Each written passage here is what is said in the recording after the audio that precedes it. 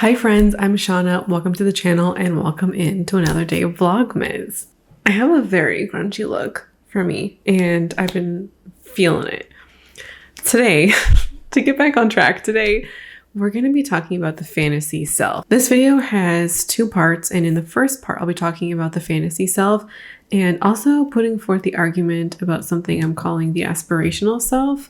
And I'm going to be, going into some definitions and journal articles about those kinds of things.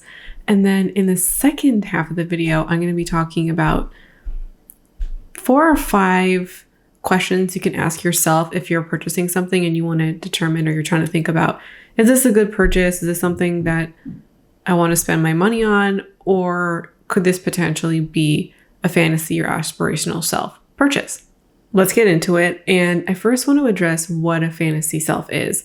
Marissa from A to Zen Life writes that a fantasy self is a highly idealized image of not only who you want to be, but also who you want others to perceive you as being. She also highlights that there tends to be a few key areas that we are more likely or most likely to craft fantasy self identities around. So she says that the main ones are finances, physical appearance, self-esteem or confidence, and relationships. Another definition comes from a paper called Fantasy Shopping, Self-Concept Clarity, and Self-Affirmation from the Association of Consumer Research. The authors for this paper are on the screen now. And this is what they have to say. We propose that fantasy shopping involves the pursuit of a self-concept different to one's actual self-concept, and as such, we propose that self-concept unbalances relates to fantasy shopping. The fantasy self ultimately boils down to an unrealistic idea of who we actually are. Something falls into the fantasy self camp if we will never or likely never do that thing or be that thing. The main difference between these two definitions is that Marissa's really highlights or articulates this image being idealized or highly idealized, whereas the authors from the paper don't actually require any type of idealized version of ourselves for it to be fantasy self. They're really talking about this mismatch, this what we actually understand ourselves to be is different from reality. And I think that's a really important distinction. And when we think about a fantasy, just out of the context of fantasy self-shopping, just as a fantasy, I think we would, without looking up the definition, we would assume it involves something positive, fantasy and, the way that it's used. When we talk about our own fantasies, they're usually positive. The actual definition of fantasy refers to something being impossible or improbable. That's all that actually has to be in place for a fantasy to be a fantasy. And it doesn't actually dictate that a fantasy has to be positive or idealized. I bring this up because a fantasy self-purchase can happen if we have a negative self-concept or negative belief or view about ourselves that doesn't actually match reality.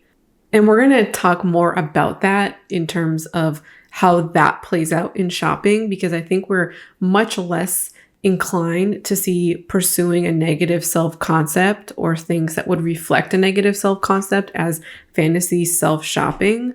And then we might not understand some of the narratives we tell ourselves and how that can shape our shopping choices when we end up buying, which we'll talk more about that later. Fantasy self-purchases are ultimately one that don't reflect our lifestyle or goals, or, they can actually be positive as expressed by Marissa. The paper I previously mentioned, they wanted to address how one could maybe stop fantasy self-shopping, and here's what they have to say. Our research suggests that 1, low concept clarity consumers tend to relate to higher fantasy shopping tendencies, and 2, self-affirmation can help decrease low self-concept clarity consumers' tendencies to fantasy shop. To be clear, self-concept clarity is the extent to which the contents of an individual self-concept are clearly and confidently defined, internally consistent, and temporally stable. This is just really articulating how we view ourselves, how we think about ourselves is clear, consistent, and stable, and that how we perceive ourselves matches reality. People with low self-concept clarity, by definition, are unclear about their identity and wrestle between their ideal self and what they represent in reality, their actual self. Hence, we hypothesize that low self-concept clarity consumers would be prone to fantasy shopping, as it allows them to move towards their ideal self, even only psychologically. I think that's really important to think about fantasy shopping in more detail, but also a poor self-concept doesn't equal poor self-esteem. It's just this unmatched understanding of ourselves, which we would want to bridge in order to, stop fantasy self-shopping. But more importantly than that, to understand who we are and to pursue our goals and dreams in life. Yeah, and a life that actually reflects what we want and, reflects who we are. And if there are negative connotations with that, I think we would want to close that gap to see ourselves in a more positive light. And so a lack of self-concept clarity can just be really simple. Like, you don't really care all that much about organization, but you buy a planner to be more organized. And that would reflect a discrepancy or, a lack of clarity in self-concept. Fantasy self-shopping can be really hard to break, especially if we're not aware of it, because the ask, and I'm inclined to believe this article, that a lot of it does represent this discrepancy between how we understand ourselves and reality. And when we hear people talk about fantasy self-shopping on YouTube or in articles, it tends to be a little bit more surface level, and also applying to things like, you don't like a particular cream blush formula, so buying a particular cream blush isn't going to be good for you. You're not going to use it, etc., etc.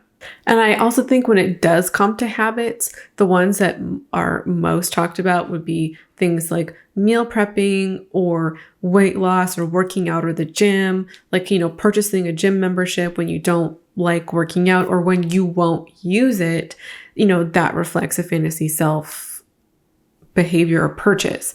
But I think what is so great about this article is that it goes deeper. The problem isn't that you're not going to use it. The problem is that we don't actually understand ourselves for who we are. And we will continue to make fantasy self purchases if we don't develop a clearer and more consistent self or view of self. So fantasy self shopping really comes down to self-concept. And I think that this article, it's short and sweet. I'll link it. It's persuasive. And I really am inclined to believe that that's what it comes down to. Not necessarily. And it does. Fantasy self-shopping can happen in more lighter ways, or, we just want to buy stuff. So we find ways to justify those purchases. That happens too. But I think that there's sometimes going to be a little bit of a heavier component. I'm going to put out my own idea of something that I think is just a little bit different, but maybe a subset of the fantasy self, and that is the aspirational self. The aspirational self, in my opinion, or as I'm arguing, isn't inherently different from the fantasy self. I just think it adds another layer of complexity and maybe even a specific genre of fantasy self purchases. And an aspirational self purchase revolves a purchase surrounding a goal that we want to achieve. So we're going to buy this thing because we want to achieve a specific goal or, change a habit, something like that. Goal setting and developing healthier habits or better habits are great because they tend to come from a better place or a good place. And even for those of you who have completed a no-buy year, are on one or aspire to be on one, being on a no-buy is a goal because you have this idea for what you want to be or something that you want to do. You're thinking about yourself in a different way. You're making choices, or you want to make choices that are different than the choices that you are currently making. Therefore, to be on a no-buy is aspirational in some sense because it's a goal. It hasn't happened yet.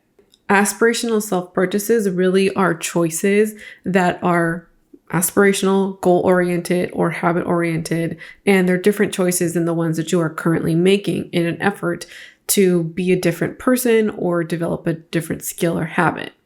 And so you justify a purchase in order to help get you there. I think some common ones might be becoming a budgeter or a meal planner. losing weight, working out, going to the gym, quitting smoking, shopping less, or, changing your consuming habits, going back to school or taking courses, learning a new skill or hobby like language or painting. I think these types of purchases fit more into the aspirational self category because what we try to do is convince ourselves that we need to make a purchase in order to make the habit or the goal happen. And I think that is also the biggest problem, that we're trying to achieve our goals through a purchase. So back to the planner example, if you want to be a more organized person, you buy a planner. I mean, there are people who could buy planners in a fantasy self way. There can also be people who buy planners in an aspirational self way. I guess maybe at the end of the day, whether it's one or the other doesn't really matter. But what matters more, I think, is if we develop a habit of buying something in order to achieve our goals instead of working on achieving the goal first and then buying the thing after. Because, okay, here's my take. And I'm sure this doesn't apply 100% across the board. If we were really serious about our goals and we were also aware of who we are, then we would focus on the goals first and then buying the things second. Because if we knew that we aren't people who work out or we aren't organized people, then we would understand that and we would try to develop the habit of organization first before buying stuff to be organized. Because buying something different isn't going to fundamentally change who you are as a person. You will not be different because you bought something new. You will not inherently be organized because you bought a planner. You need to develop that habit first. And I guess, we justify it to ourselves as I can develop the habit of organization through buying the thing. But buying the thing on its own will not change your habits or your mindset if you weren't already in the process of changing the mindset to begin with. You will not write more because you bought a journal. The only way you're going to write more is if you work on that habit. And we can tell ourselves and justify new purchases because we want to buy stuff because they're in the name of a new habit, a new skill, or something that seems good.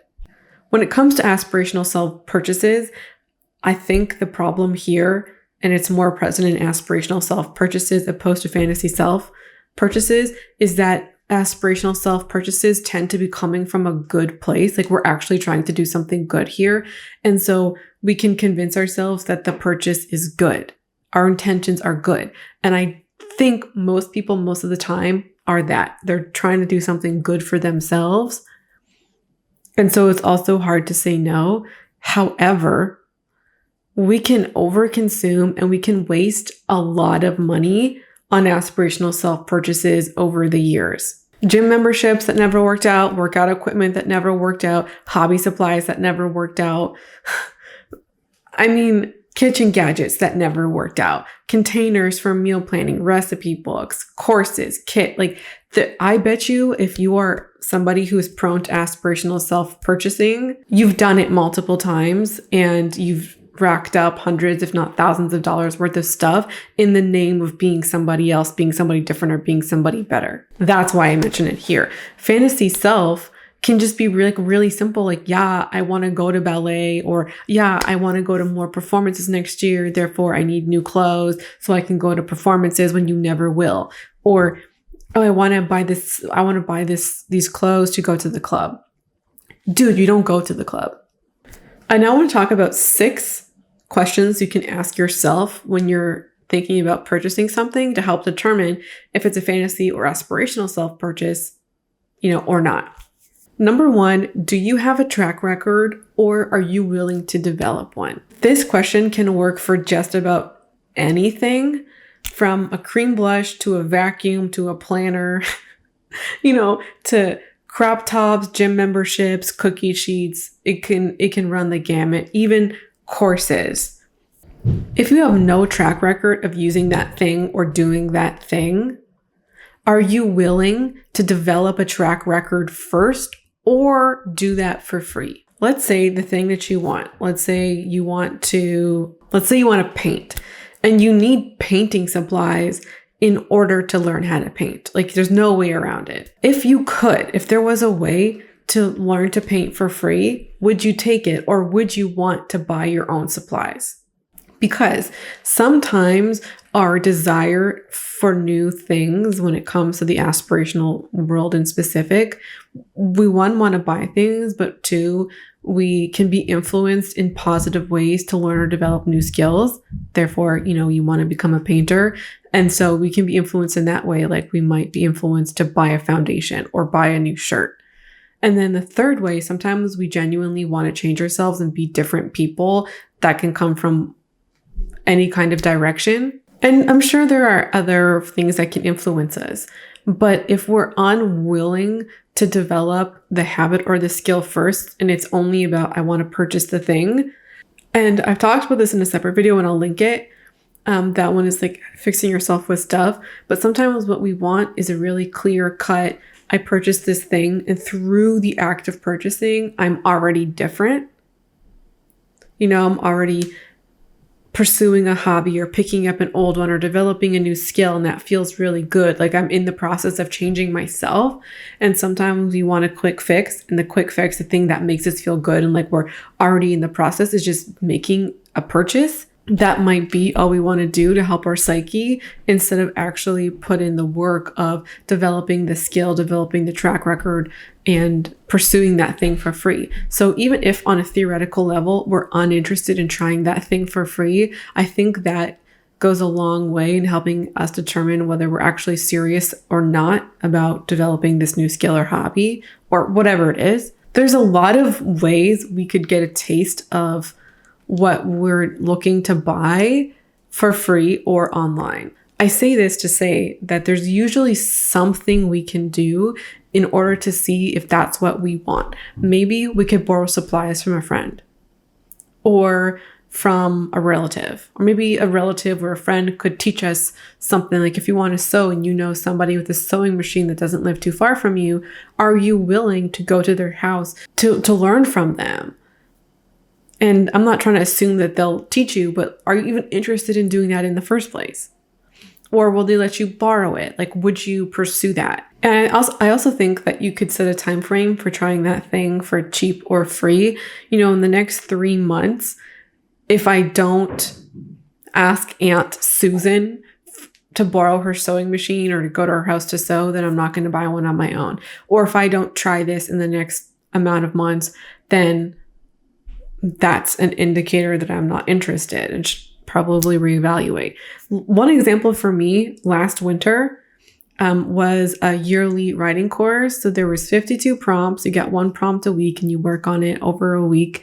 And it wasn't that expensive. It was around $20 or $25. But I really doubted my ability to stick with this course because I was like, I'm going through stuff, I know that I'm most susceptible to this kind of self-development, discover who you are kind of rhetoric because of where I am in life.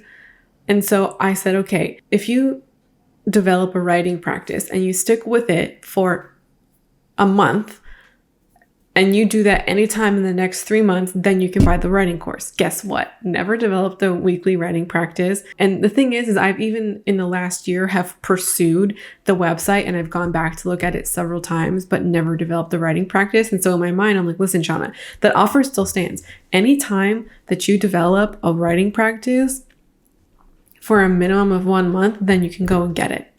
And I've never developed it. It's just me, wanting to experience those changes without having to put in the work. And I think you get it.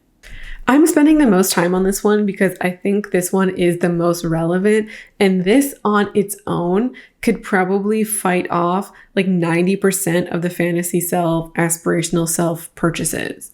The reason for that is because we sometimes will tell ourselves these narratives and spin these narratives and we get sucked into the narrative. And that's why we want to buy that thing opposed to, being practical or rational or, looking around us at our actual selves. The fantasy self imagery or narratives that we spend for ourselves is just another way, or can be another way of just justifying purchases. Sometimes if we're restricting purchases in some areas of our lives or most areas of our lives, or we're budgeting, sometimes we chafe up against that and we still want to buy stuff. Or maybe you're not even interested in buying makeup or buying things in other categories, but you still want to buy stuff. Self-development, fantasy self, aspirational self purchases can be something that we are almost always okay with purchasing. Yeah, I'll spend an extra $25 this month. It's only $25. It's only this once. It's in the name of being better, being healthier, being smarter, etc., etc. And we can often go to great lengths to justify that kind of purchase. And specifically for this time of year, I think we can be most susceptible to aspirational self marketing or items in December and January when we're trying to, we're closing out the year, reflecting on the year, how far we've come, who we've been, who we want to be. And all of that kind of talk happens in December and January. A great metaphor I love to think about when it comes to track records is a bank. Sometimes we want something that it's impossible for us to have a track record for. Example, the ballet example. I've never really done sports, and I think that in itself says something. And I've never been super into movement. Like, I've gone to the gym, but I haven't loved a gym rat kind of thing. I don't have any other physical activity or something similar where I could say, all right, I played volleyball for 2 years. That says I can stick with something that's more athletic. So for thinking about things that there is no equivalent in our lives, the bank metaphor works well with. And it's ultimately a question of, do you stick to things more generally? So what I want you to do is I want you to think about all the times. You can go back 5 years as an example, depending on your circumstance, maybe longer. So I'll think about the last 5 or so years. Anytime you stuck with something positive, and we'll think of positives first, give yourself $100 and add it to your bank account. Your starting number is 0. I started ballet in 2019 and only stopped because of COVID. And then I moved, so I couldn't go to that ballet studio. So I count that as sticking with something. I would have 100% finished out the season. I was so excited about the recital and kind of devastated when I didn't get to do it. So that's one. I learned a language for 2 years independently on my own. I stuck with it, passed my exam. That was the intended length of time. Okay, so that's 2. The last year, I've been buying makeup very intentionally, sticking to my budget and my goals. I've avoided impulse purchases. I completed a no-buy. I stuck to that for a year. That's 4 things. I've also stuck to running for the past, we'll say 5-6 months, which is kind of the running season. I still run now, but indoors. I've purchased tarot cards, 2 decks actually, and have rarely used them. I mean, the second one was just a bad idea because I wasn't using my first one and then was like, I'm not connected to my deck. I should buy no. So after not using them, I bought another pair. Okay. I've attempted to develop morning routines on multiple occasions, probably just about every year for the last 3 years. Dead. Number 4, I feel like I'm putting myself on blast. I've meal prepped and stopped on multiple occasions over the last 7 years. I'm pretty spotty with my journaling practice, including art journaling, but will go to it when it matters. I still feel like that counts because I've tried to establish a daily one for a long time and haven't. I do impulse buy clothing and have problems still with clothing shopping and doing it with the intentionality that I want it to. So I would be up $500 with my good track record behavior and then down $600 with my bad track record behavior, bringing my bank account to minus $100. The point of this is to not make you feel bad about yourself, but to also get you to be practical about what you're like when you try to start something new. I'm sure if I sat down here for 45 minutes and looked around my house and tried to find all the ways, both good and bad, I've stuck to behavior or, new skills or hobbies or interests or things like that, I'm sure I would find stuff. I'm sure I would find more. But what my little example shows is that when I'm starting something new, almost generally speaking, I'm not great at sticking to new stuff. So as a precaution, I shouldn't be buying anything new to establish a new hobby, habit, or skill until I've developed the track record. For me, I need to develop the track record first before buying stuff. And there are certainly areas where I think that there are exceptions. I think makeup is one of them. I think I'm extremely practical and rational about that. But in just about every other area, probably not. So taking time to establish that track record before buying something is just what I need to do overall, generally speaking. Sometimes just reminding myself that I will not change who I am by buying something is enough to make me think about why I want that new thing and to, reevaluate on its own.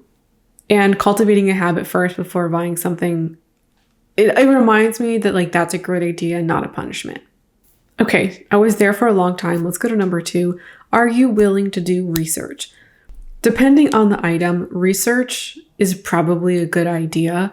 In watching reviews, positive and negative, or looking at reviews depending on the thing, watching how-to videos or how people use the thing videos, watching swatch videos or comparison videos, reading articles or blogs, again, depending on the item. Even if you have a track record of using that thing, putting in the research or being willing to put in the research is an indicator that you are trying to make this purchase the best that it can be, and you're going into it with the best of intentions. You're trying to be practical, avoid impulse, and be realistic. If you're unlikely or unwilling to consider even an alternative or, watch negative or unfavorable reviews or just watch a review in general, suggest that you want to impulse buy something, you just want something new, or it could be coming out of a fantasy self situation where the narratives we tell ourselves about it being luxury, it being Pat McGrath, it being the specific color or price point or what have you, that those are much more important than reality or being rational or practical. When we are being practical, we want to weigh our options and we want our purchases to be good. If when we're not being practical, we just want to buy stuff, impulse buy. Okay, number 4, buying out of desperation or of hope. These are two sides of the same coin, I think. And this can just be really, really simple, as in you want something so bad, you're just desperate for it. Or we're just so desperate to change ourselves, we'll do anything, we'll pay anything.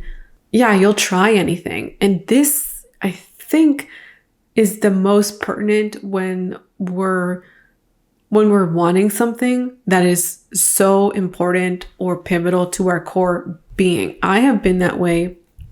I think people can maybe feel that way when it comes to weight loss or their bodies more generally. For me, in the past, that has been my skin. I have been willing to spend hundreds of dollars on devices that will make my skin better or products that will make my skin clear. I've bought things out of desperation in the skin category more than any other. I bet you now, if I saved up or put all of the money from all the desperate buying I did on expensive skincare products or devices, I could have saved up enough money to have gotten the treatment that was suggested by my dermatologist.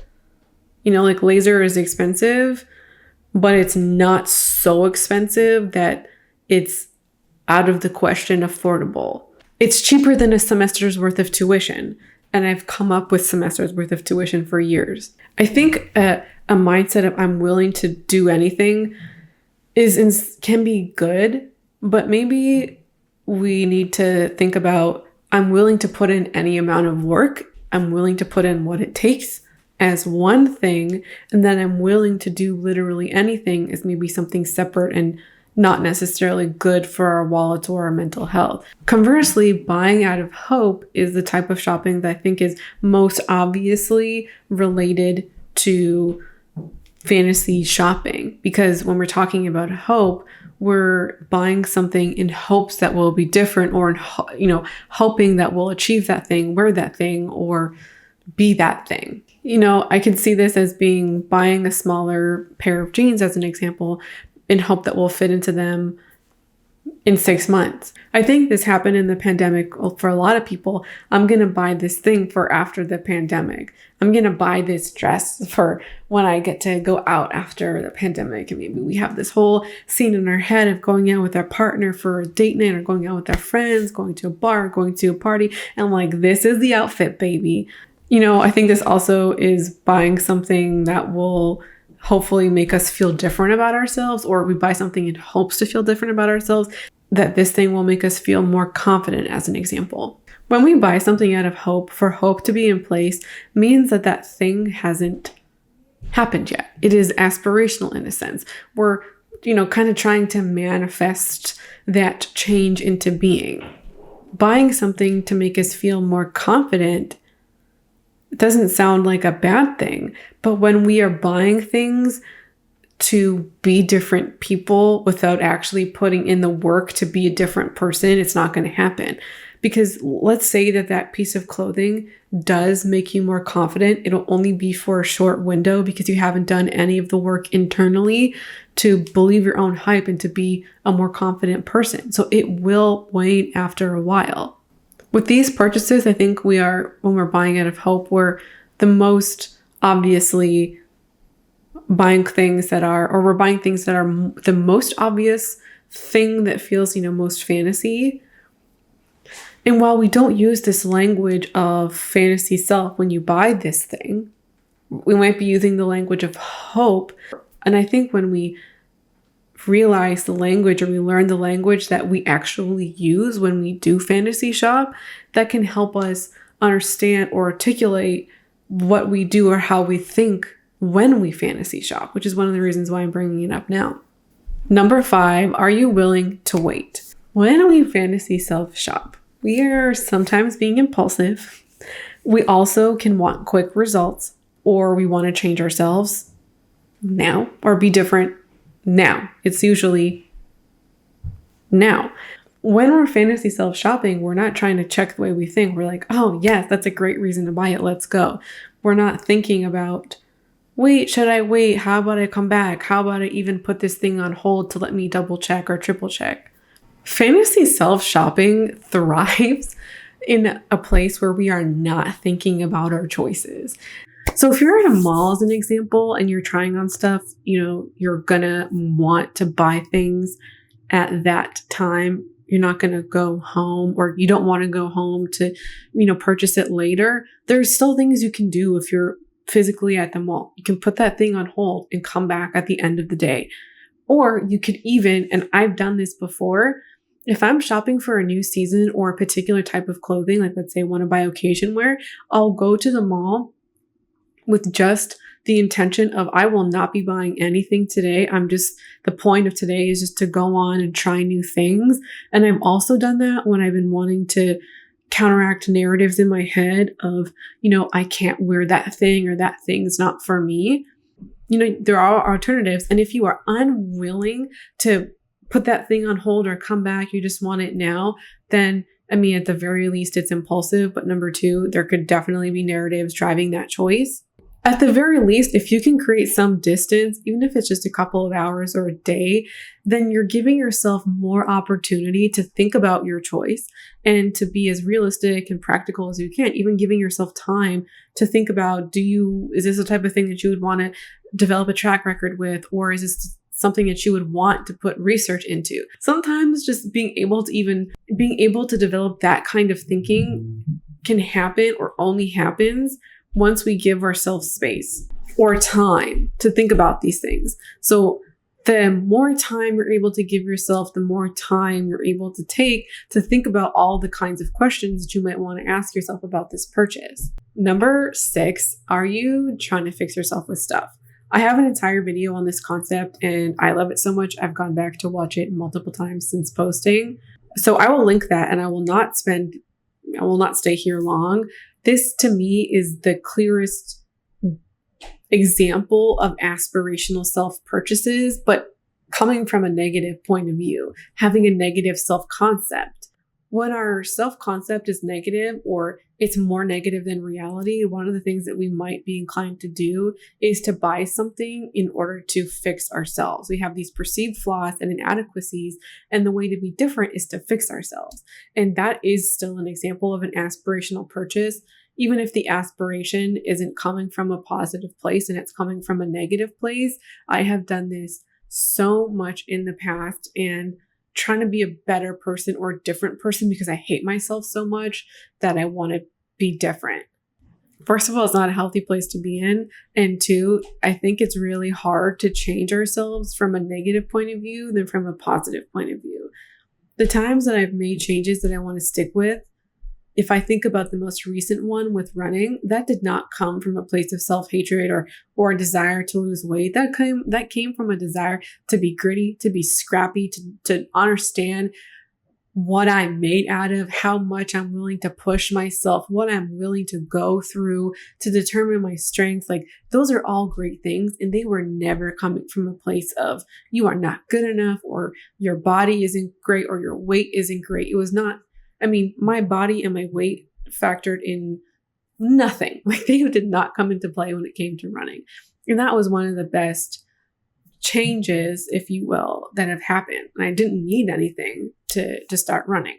If you truly want to change yourself, you have to do the internal work first. No matter what you buy, like, you won't, if you buy the best running app or the best clothes, you buy the newest journal, you buy all the books or, whatever, you will not see the results that you want if you do not do the internal work first. I'm sorry, but you will not. If you want to invest in anything this season, invest in therapy, baby, because that's what we need. Like, if you're going to spend $100 on a course, I don't know, like, maybe, I'm not saying every course is bad or every course is a waste of money, because there's definitely some, let's say business courses where you're an entrepreneur wanting to be an entrepreneur. Business course is going to be it. But when it comes to being different as a different person, doing the internal work has to come first, and nothing you buy will change you if you are not willing to put in the work to change yourself internally. It's such a cliche, but it's true. In addition, advertisers have also told us that we can purchase happiness, we can purchase confidence, we can purchase self-esteem. That is untrue for the most part. And if you do see changes, they will likely be minuscule compared to doing the inner work first or along with it at the very least. If you are a human being, you are not broken, okay? You do not need to change because you're a shitty or a bad person. And if you want to change yourselves, they should be coming from places of love and not from places of hatred. I mean, I'm a millennial on the internet. Don't take my word for it.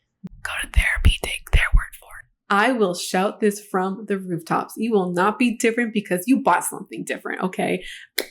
That is the mantra of today's video. You will not be different with new stuff, okay? I think I said 12 times. I don't know, maybe the 13th time is going to be the one to do it. That's it for me today. I hope this video was interesting at the very least. I hope you enjoyed it, and I hope you'll come back for another day of Vlogmas because there's going to be more fun on this channel. I don't know if this video was fun for you. I'd love to hear from you in the comments. I would love to know how you comment fantasy self-purchasing, because I know this ain't an exhaustive list.